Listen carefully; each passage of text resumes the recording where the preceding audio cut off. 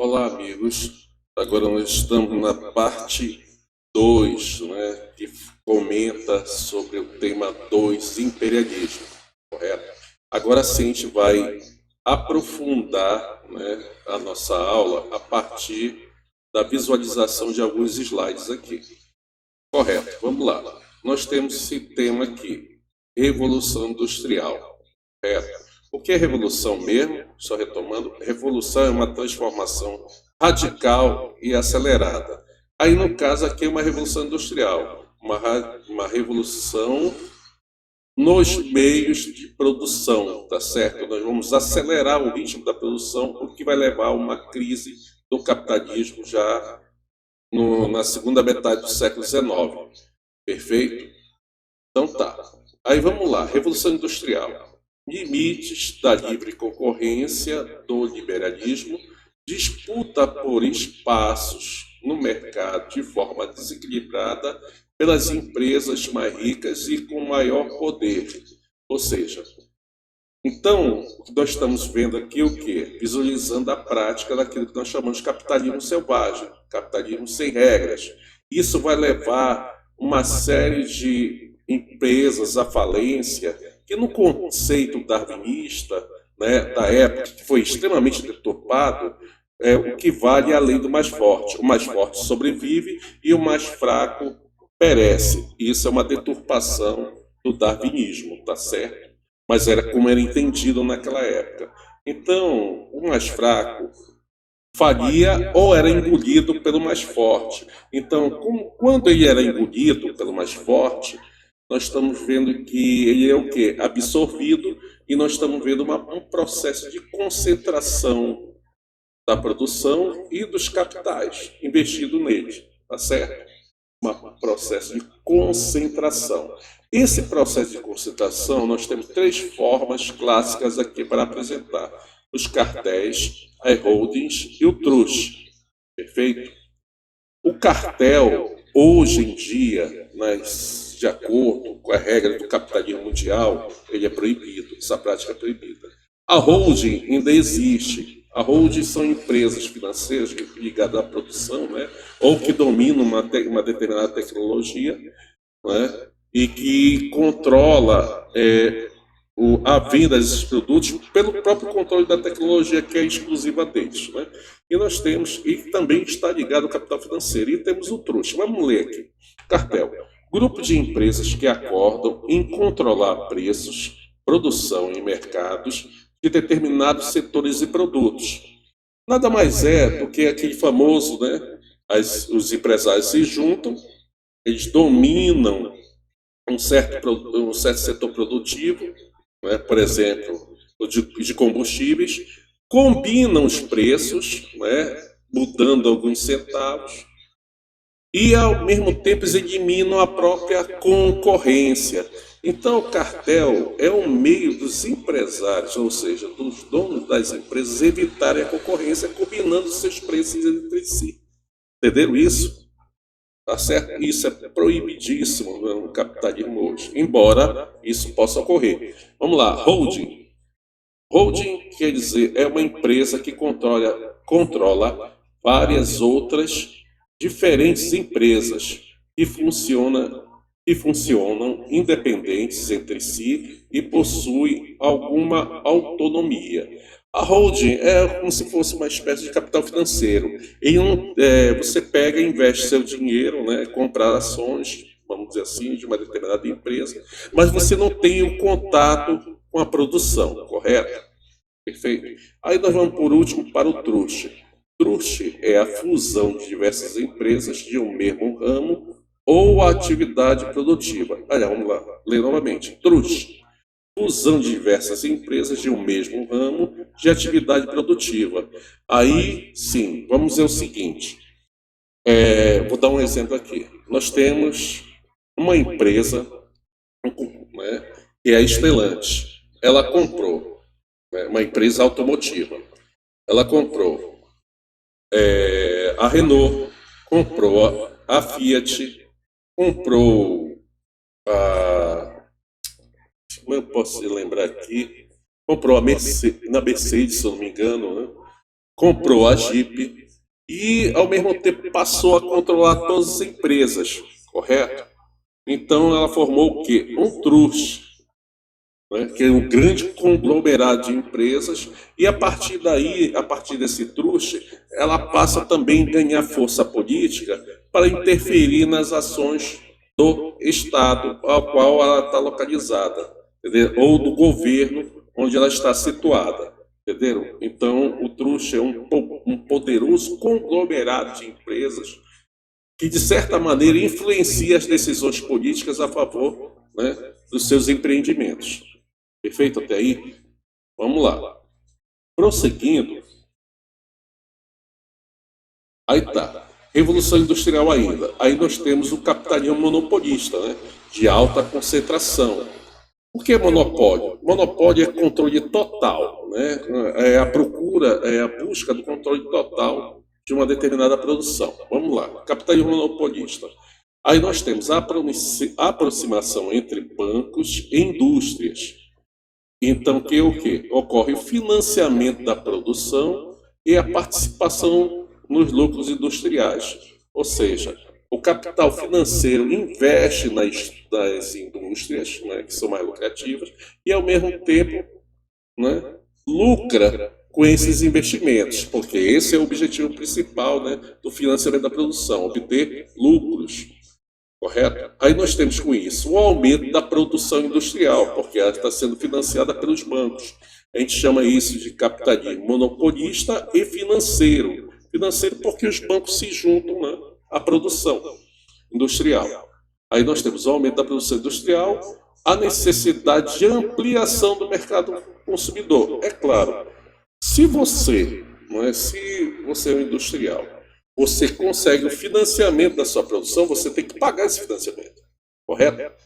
Aí você vai, claro, vai poder redimensionar a sua fábrica, vai aumentar a produção, né, empregar mais tecnologia, correto?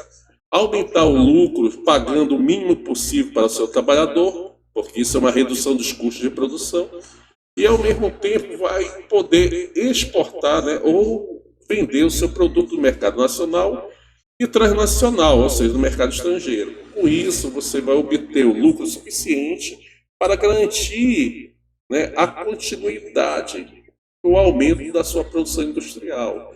Porém, quando você não obtém mercados para isso, mercados consumidores, nós geramos o quê? A crise de capital, certo? Que é a crise de investimentos. Entendido até aí? Aí vamos lá. Acúmulo de capitais, né?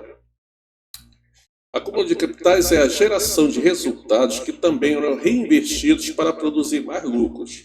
Então, nós temos aqui esse exemplo dessa imagem, né? Um trust, né, que controla várias empresas, que são grandes negócios, está escrito aqui, né? E que também controla a produção e controla também a política nacional a partir daí. Então, quer dizer que a política nacional fica, né, mais ou menos refém dessa forma de capitalismo aqui, e passa a interferir, né, nas ações do Estado de forma indevida. Essa união entre o governo, quer dizer, o Estado, e o capital monopolista financeiro é que vai gerar a crise do imperialismo. E geralmente o que é mais saudável é o Estado estar afastado do capital. Mas quando ocorre esse fenômeno aqui, se juntam, então nós vamos ver um conglomerado poderoso, né? E o país passa a agir não em interesses, não de acordo com prioridade pelos interesses da sociedade, mas sim se subordinar à evolução do capital. Entenderam até aí? Vamos lá, continuando aqui. Tá. Formas, né? Então, qual foi a saída da crise do capitalismo? Foi o neocolonialismo. Isso foi discutido, foi exposto na aula anterior. Então, vamos ver aqui as diferenças. Só que o colonialismo ele já tinha ocorrido numa outra fase histórica, que foi durante a Idade Moderna. E a Idade Moderna começa no século XV e encerra no século XVIII. Começa mais ou menos com a queda de Constantinopla em 1453, né, no caso aqui do colonialismo, no caso da Idade Moderna. e vai até a Revolução Francesa, de 1789, né? Então vai do século XV até o século XVIII. Mas aqui, então, um dos aspectos da Idade Moderna foi o colonialismo, correto? O colonialismo ocorreu a partir do quê? A partir das expansões marítimas. Quem vai iniciar a expansão marítima vai ser Portugal e Espanha, correto? Já aqui, na nova fase, que a gente chama de neocolonialismo, nova colonização, ela vai ter como potências principais a Inglaterra e a França. Perfeito até aí? Então, as áreas colonizadas já no século, entre os séculos XV e XVI, foi justamente o Novo Mundo, que depois veio ser chamado de América, certo? Então, vai ser o continente americano. Já na fase do neocolonialismo, nós vamos ter a África, a Ásia e a Oceania. Entendido até aí? Forma de economia. Qual o modelo econômico do século XVI, XV até o XVIII? Foi o mercantilismo, ou capitalismo mercantil, ou pré-capitalismo. Pode, se cair na prova do exame vestibular, pré-capitalismo também é uma forma de mercantilismo, tá? Entendido até aí? Então, nós temos aqui o burguês, quando ele se projeta, ele surge na Idade Média, né, como categoria social, e vai começar a se projetar durante a fase do mercantilismo, ou seja, da venda de mercadorias. Ele intermediava a venda de mercadorias. Aqui não, aqui já no século XIX, ele já domina todos os meios de produção, correto? E, ao mesmo tempo, vende essa produção.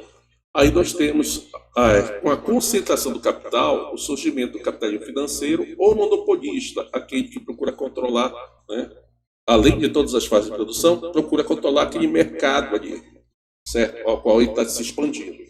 Entenderam? Então, nós temos uma evolução da forma econômica, saindo do mercantilismo para o capitalismo.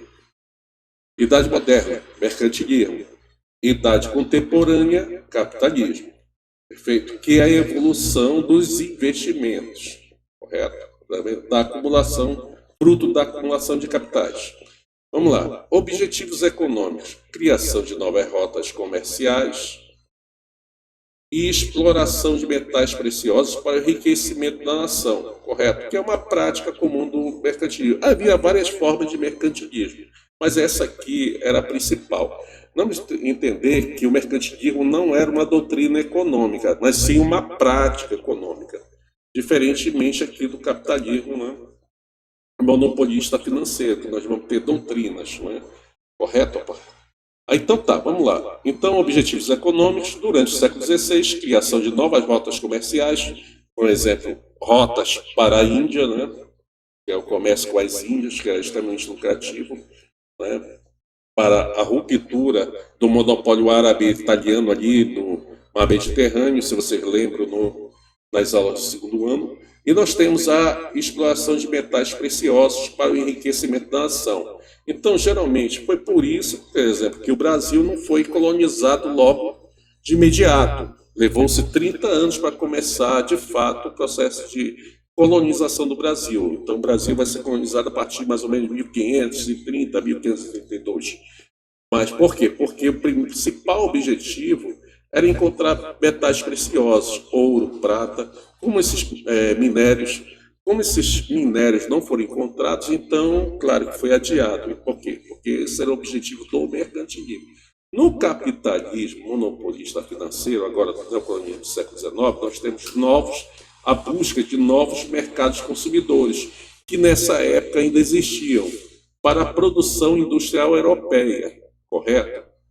Aí, novas fontes de matérias-primas, correto? Para a produção industrial e a exploração de mão de obra barata, correto? Para diminuir os custos de investimento. Entendido até aí, né? Correto. E a justificativa, claro, que a gente vai falar ideologicamente, né? Ideologicamente, no século XVI, entre os séculos XV e XVI, nós temos como justificativa a expansão da fé cristã, levar o catolicismo aos povos do mundo, né, do Novo Mundo, na América, principalmente. Né? A partir das reformas religiosas, é claro que a Igreja Católica vai entrar em crise, e para garantir que ela continue se expandindo, ela vai levar, né, geralmente, os seus correligionários, né, os seus clérigos, para a América, né, para a conversão desses povos ameríndios à fé cristã, correto? E com isso, vamos dizer assim, seria uma forma de civilizar esses povos ameríndios, correto? Essas sociedades ameríndias. Ok, vamos para cá. No neocolonialismo do século XIX, nós temos a missão civilizadora. Por quê?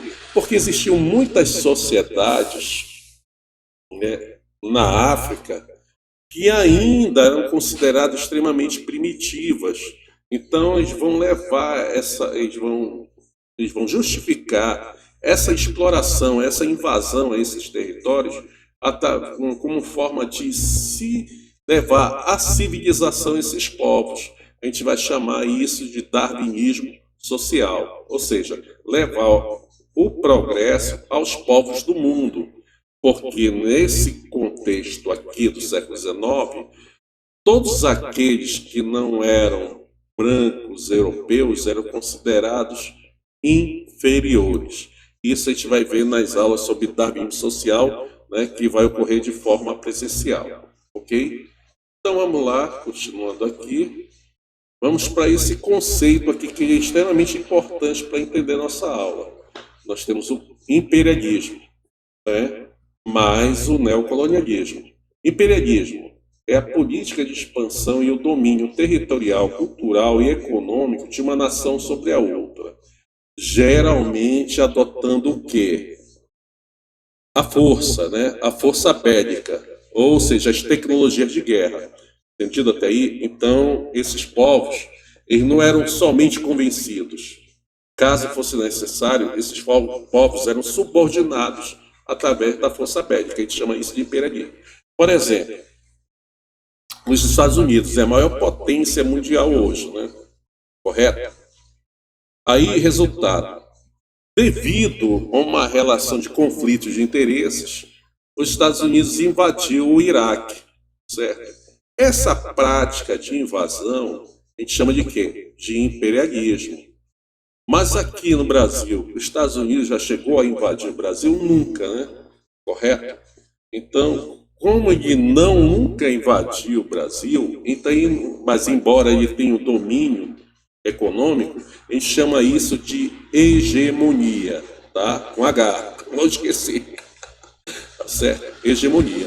Então, imperialismo é a intervenção direta e hegemonia é a intervenção indireta. Ela ocorre pelos meios econômicos e culturais. Por exemplo, quando você vai ao cinema, né? É claro que geralmente tem um filme brasileiro. Quando se apresenta um filme brasileiro, um filme norte-americano, né, a boa parte da população vai assistir o filme norte-americano, né? Correto? Isso também faz parte da ideologia norte-americana, que é absorvida pelo brasileiro, desprezando a cultura nacional. Claro que isso aí é uma discussão que a gente tem que levar em sala, né? Não é muito fácil, também não é óbvio direto assim. Nós temos também o colonialismo. Colonialismo é um nome dado à expansão imperialista, que nós já vimos no slide anterior. Imperialista europeia do século entre os séculos XV e XVI, que na América nós chamamos de América, que descobriu o Novo Mundo, que depois veio a ser chamado de América, e a prática econômica, o mercantilismo, e é claro, a justificativa é qual? O catolicismo, ou né, catolicismo, porque é a Igreja Católica que vai fazer sua expansão para a América, né, a partir das potências de Portugal e Espanha. Aí nós temos o neocolonialismo, quer dizer, novo colonialismo. É o nome dado à expansão imperialista, né, já discutimos isso, europeia do século XIX, que vai se concentrar nos continentes da África, Ásia e Oceania, né, que vai ser a prática do capitalismo, né, aqui nós temos o modelo vai ser capitalista, não mais mercantilista. E qual a ideologia, qual a justificativa? Levar a civilização a esses povos, ainda considerados primitivos. Perfeito? Vamos lá. Aí, aqui podemos visualizar, né, a divisão territorial, né, dos continentes, correto? Vamos dizer, pegamos aqui como exemplo a África. A África e aqui nessa outra imagem a China. Nós vamos ver que esses territórios aqui vão ser dominados na forma militar, na forma bélica, por esses países europeus aqui. Aí, nesse caso, no exemplo aqui da China, correto? Aí nós estamos vendo quem? A Rainha Vitória, o Kaiser da Alemanha, Guilherme, nós estamos vendo o Leopoldo da Bélgica, correto? A França aqui representada pela Marie, né, que é a representação francesa da iconografia da Revolução Francesa, e nós temos aqui o Japão também entrando nessa divisão, porque o Japão ele vai, durante a era Meiji, né, ele também vai se industrializar, né, e vai se tornar uma potência só que de segunda categoria nesse momento histórico aqui. E também vai fazer sua expansão só que em direção à Ásia, né? Principalmente aqui, a China. Entendido até aí? Perfeito? Aí nós temos, né, o imperador chinês aqui, caracterizado como praticamente um selvagem, né? Tá certo? Então vamos lá, que já é um preconceito, né, de época.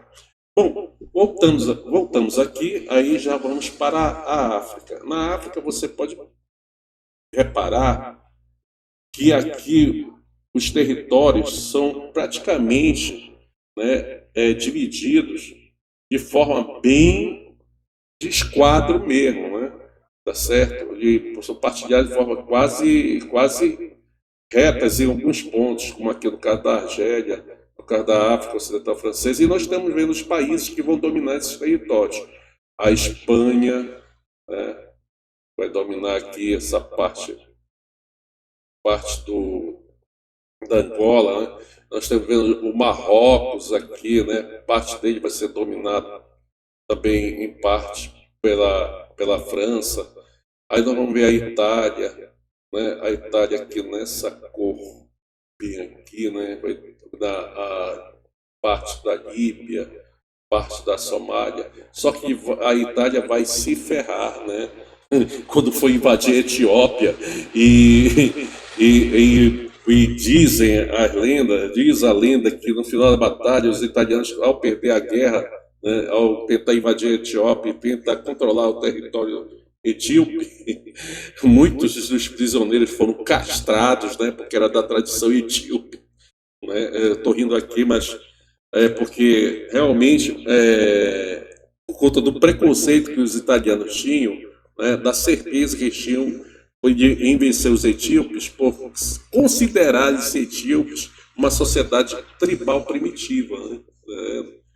Então é isso. Então tá, nós temos a França, o Reino Unido, a Alemanha, Portugal, né? Portugal vai dominar aqui essa parte da África Ocidental no primeiro momento, e a África, que vamos chamar de Shentai aqui. E nós temos a Bélgica, né? A Bélgica, controlada pelo rei Leopoldo, vai fazer o terror aqui nessa região do Congo belga, né? Para a exploração de diamantes. Vai amputar e matar milhares de congolenses aqui, tá certo? Mas isso a gente vai visualizar nas aulas, né, presenciais, correto? Aí vamos lá, finalizando, aí nós temos o controle, né? A África ficou para trás, da parte da Ásia, né? Índia, a Índia vai ficar sob controle da Grã-Bretanha ou a Inglaterra, né? Nós temos a França vai dominar essa região aqui, a Holanda, o Japão, que vai dominar a parte da Coreia, a Ilha de Formosa, aí depois vai entrar na China aqui, né? Vai tentar controlar parte da produção de minério de ferro, né? E assim por diante. Né? Entenderam? Então nós estamos vendo aqui claramente uma divisão territorial entre as potências do século XIX, correto? As consequências disso a gente vai discutir nas aulas presenciais a partir, né, da aula sobre darwinismo social. Perfeito? Aí vamos visualizar aqui. Aí nós temos o domínio da Ásia, o imperialismo e o neocolonialismo já na prática. Nós temos domínio sobre a Ásia, ampliação do controle britânico sobre a Índia, influência dos costumes, produção política, em 1876, incorporação oficial ao Império Britânico. Nós temos a China, que fez uma resistência à influência externa abalada pela Guerra do Ópio, né, que acho que se discutir lá na aula presencial. Nós temos a Guerra dos Boxers, né, que aqui vocês podem visualizar, aproveitem e visualizem aqui, tá certo, esses eventos históricos. E, é claro, a consequência dos povos dominados, né, a fome, as doenças, né, a morte em larga escala desses povos.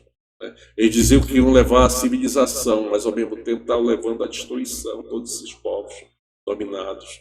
Claro que eles não comentavam isso. Aí nós temos o domínio sobre a África. Aqui eu vou ler rapidamente para a gente finalizar. Domínio sobre a África. Mais de 90% do território africano foi dominado entre a segunda metade do século XIX e as primeiras décadas do século XX. Correto? Aí, em 1876, nós temos a iniciativa da Bélgica, no governo de Leopoldo II, e a Associação Internacional Africana e o Grupo de Altos Estudos do Congo. Porque, na verdade, o que ele vai fazer, com essa pretensão de estudar, né, fazer o levantamento dos potenciais do Congo, e aproveitou-se, invadiu, dominou e matou milhares de congoleses, né, durante o processo de dominação de Leopoldo II. Nós podemos ver isso até registrado no filme Tarzan, né? No filme Tarzan também, isso é uma coisa que a gente vai ter que discutir tecnicamente em sala de aula. Entendido até aí? Então, vamos ver aqui. Então, nós finalizamos a nossa aula. Agradeço mais uma vez a paciência e a resignação de vocês por terem chegado até aqui. Grande abraço, gente. Até mais.